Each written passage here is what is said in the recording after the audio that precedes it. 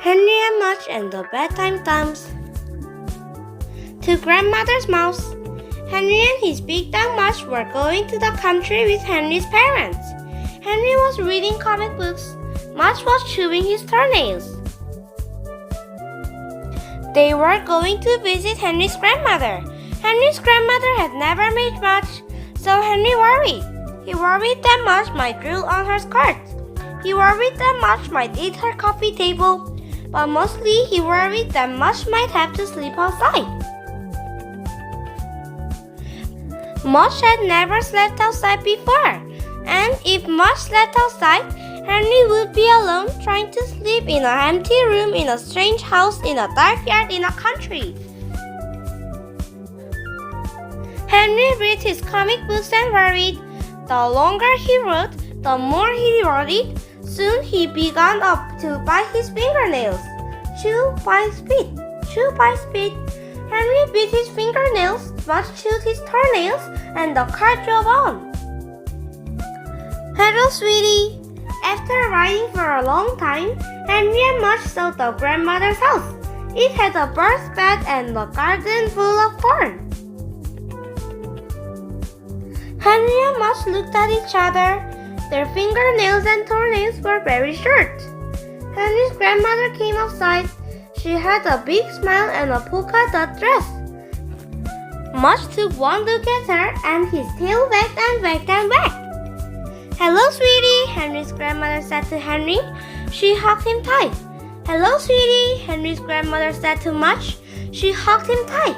Henry's grandmother wiped the drool off her sleeve and they followed her into the house.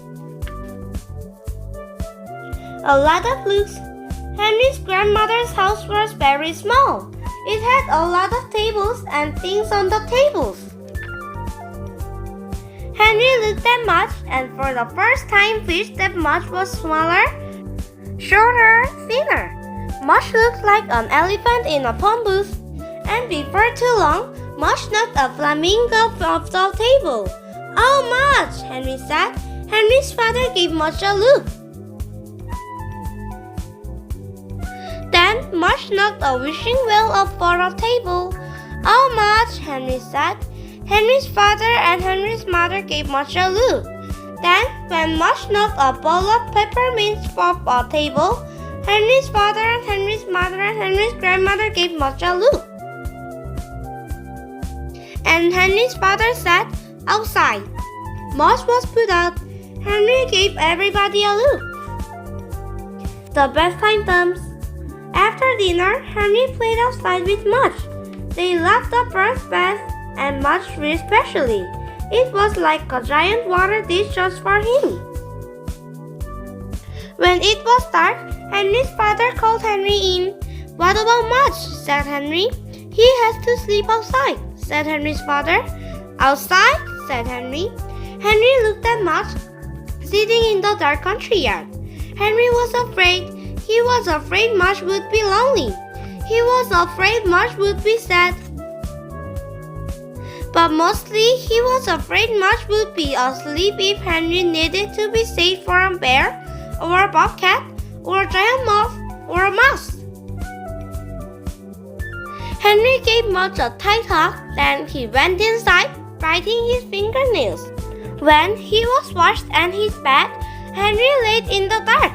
His eyes were big, his heart was pounding, his knees are shaking. Then, wish, flop! A moth! Henry jumped out of bed. He ran to the front door. Mudge! He called out in a loud whisper. Thump, thump, thump. Mudge wagged his tail from under the porch table. Hi, Mudge, Henry said as he crawled under the table too. He was glad to see Mudge. Mudge was glad to see him. Mudge licked Henry's face and smelled his ears and shook his head.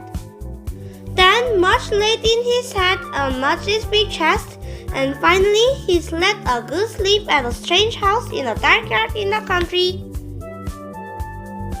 And when the moth flew by, Mudge ate it. The end.